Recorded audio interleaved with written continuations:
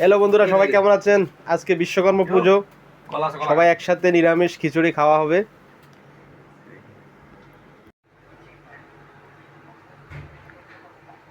পাক শাক চলতেছে,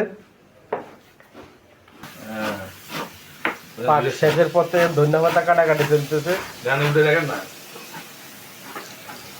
এদিকে খিচুড়ি রান্না হইতেছে, করলা ভাজি, কুমড়া ভাজি, পাকশি।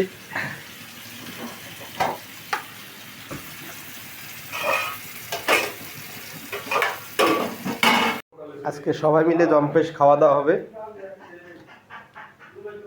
বাজি দিতেন একসাথে কি ক্যামেরা ব্যাগে লাস্ট জায়গায় কমো ফেলাই হয় নাও ওইটা ওই যে এই কি নাইন দলে বসেন কিনলে বেশি খেতে গেলে বেশি গেলে নাইন দলে বসে। শুকনা মরিচ খাওয়ান তো বড় কথা না, টের পাইবেন তো পরে না। খিচুড়ির কালার তো সেরকমই। শুকনো শুকনো মাছ দেই খাবার আর কত না